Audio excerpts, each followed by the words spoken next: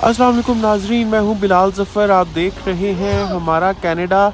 तो ये सैलाब आया हुआ है, ये है जनाब कनाडा में बारिश हुई है तो देखें कितना पानी इकट्ठा हो गया है। और मिसिसागा में तो बाकायदा प्रॉपर पानी खड़ा हुआ है।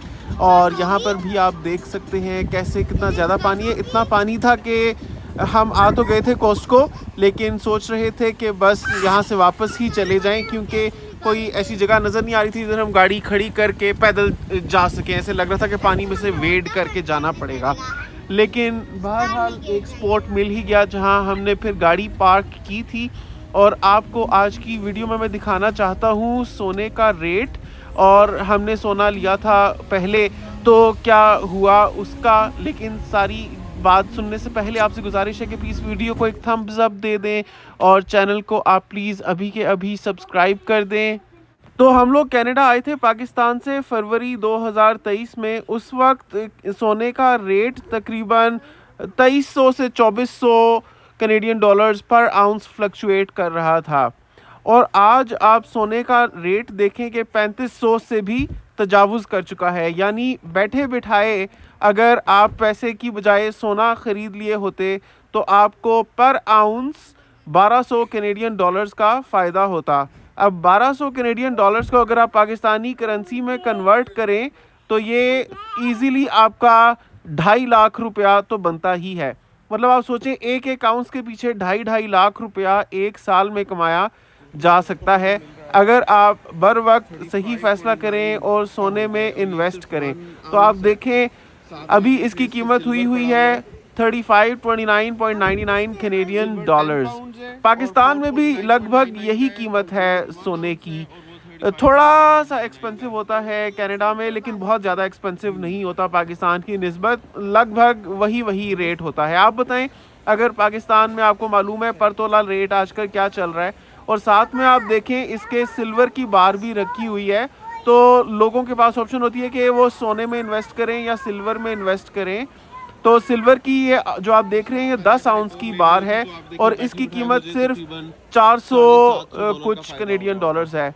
जबकि अगर आप सोने को देखें तो वो सिर्फ एक आउंस आपको 3529.99 कनेडियन डॉलर्स का मिल रहा है। तो मुझे तो वैसे इन्वेस्टमेंट के लिए सोना बेहतरीन चीज़ लगता है, इसलिए कि आप उसको जब चाहें बेच भी सकते हैं। तो ऐसी चीज़ जिसमें आपने इन्वेस्ट किया हो, जिसके पैसे भी बढ़ें और बर वक्त आप बेच भी सकें, ज़रूरत पड़ने पर फ़ौरन उसको आप लिक्विड एसेट में कन्वर्ट कर सकें, तो वो बहुत ज़बरदस्त होता है। बिकॉज़ वरना लोग प्रॉपर्टीज़ में इन्वेस्ट करते हैं और किस्मत से कभी किसी किसी को फ़ायदा हो भी जाता है। लेकिन बात यह है कि बर वक्त जो बंदा बेचना चाहता है तो कोई कोई ही होता है जिसकी किस्मत चल जाए और उसको जब चाहिए होते हैं उस वक्त पैसे मिल जाएं। लेकिन सोना ऐसी चीज़ है कि आप सेफ रहते हैं।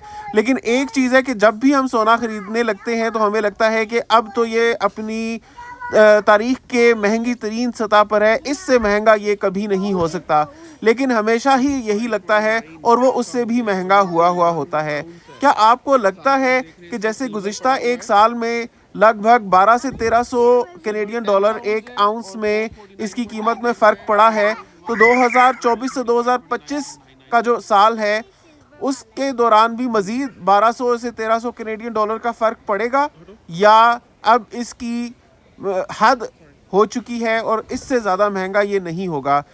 आप लोगों में से अगर कोई भी ज़्यादा इन्फॉर्मेशन रखता है तो मुझे प्लीज़ गाइड करें और ये भी बताएं कि आप क्या समझते हैं कि सोने के मुकाबले में चांदी में अगर पैसे इन्वेस्ट किए जाएं तो वो कैसी रहती है। तो यहाँ पर आप देख सकते हैं दोनों जो हैं बिल्कुल रियल, सोना भी असली है और चांदी भी बिल्कुल अपनी असली शक्ल में यहाँ पर पैकेट में बंद होकर रखी हुई है फॉर सेल। तो ये कोस्टको से आप ख़रीद सकते हैं। अगर आप कोस्टको के मेंबर होते हैं तभी आप इसको ख़रीद सकते हैं। और कोस्टको से ख़रीदने का फ़ायदा ये होता है कि आपको 2% कैशबैक भी मिलता है। और अगर आप अपना CIBC का मास्टर कार्ड यूज़ करते हैं तो उस पर भी आपको कैशबैक मिलता है। तो थोड़ी बहुत आपको डिस्काउंट भी मिल जाता है उस तरह से। और कोस्टको की चीज़ की तो हमेशा ही आपको पता है कि क्वालिटी की गारंटी होती है। लेकिन सोना या इस तरह की चीज़ें ऐसी नहीं होती कि आपको पसंद नहीं आया या आपने बाद में इरादा तब्दील कर लिया तो कोस्टको को वापस आप जाकर दे देंगे बाकी चीज़ों की तरह। इनकी पॉलिसी है कि बस ये नॉन रिफंडेबल है, लेकिन आप इसको ओपन मार्केट में बेच सकते हैं जो भी कीमत चल रही होती है। कॉस्को की प्रोडक्ट्स को आमतौर पर लोग आंखें बंद करके एतबार करते हैं, तो आपको बेचने में इंशाल्लाह कोई मसला नहीं होगा। बाकी अगर ये हमारी बेसमेंट की वीडियो आप देखना चाहते हैं, बेसमेंट के लिविंग रूम एंड किचन का टूर लेना चाहते हैं, तो इसकी मुकम्मल वीडियो है मिस्टर मोस्ट क्यूरियस पर, वो मेरा अंग्रेज़ी का चैनल है। और अगर आप हमारा कनाडा पर देखना चाहते हैं तो वहाँ पर आपको उर्दू में ही हमारी बेसमेंट का पूरा टूर मिल जाएगा। नए आने वालों के लिए बहुत वैल्यूएबल इंफॉर्मेशन है, क्योंकि उनके लिए बहुत अफोर्डेबल अकोमोडेशन ऑप्शन है रेंटल। तो उम्मीद करता हूँ आपको आज की वीडियो बहुत पसंद आई होगी। नीचे कमेंट्स में अपनी राय का इजहार ज़रूर कीजिएगा और मुझे बताइएगा प्लीज़ कि सोने में इन्वेस्टमेंट में ज़्यादा फ़ायदा है या चांदी में। और ये भी बताइएगा अपना नॉलेज से आप, कि जितना आपने ऑब्जर्व किया है फाइनेंशियल मार्केट्स को, कि साल 2025 मतलब अब से एक साल बाद तक क्या सोने की कीमत में मजीद 1300 कनेडियन डॉलर पर आउंस इजाफा होगा, या जितना होना था हो चुका है। आपके कमेंट्स का मुंतज़िर रहूँगा। आपसे मुलाकात होगी इंशाल्लाह अगली वीडियो में। अपना बहुत ख्याल रखिएगा और मुझे दुआओं में याद रखिएगा। अल्लाह हाफिज़।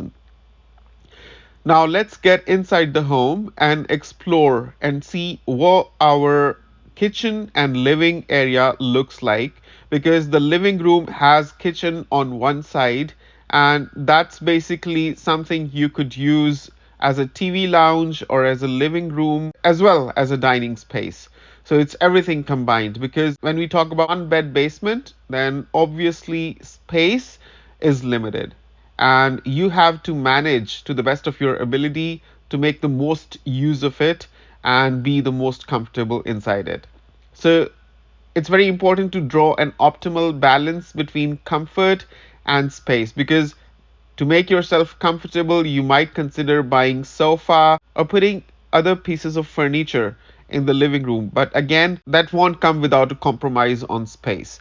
So you have to see what works best for yourself. Now let's take a detailed tour of the space. So if you're thinking about moving into a basement suite or just love home tours, stick around and let's start with the kitchen and living room. First up, we have the kitchen. This space is compact yet functional, making it perfect for someone who enjoys cooking without needing a ton of space. The kitchen features modern appliances, including a full-sized fridge that has a freezer on the top, a stove with an oven, as well as a microwave. There's also an air fryer on the side. The cabinetry is sleek, and the open design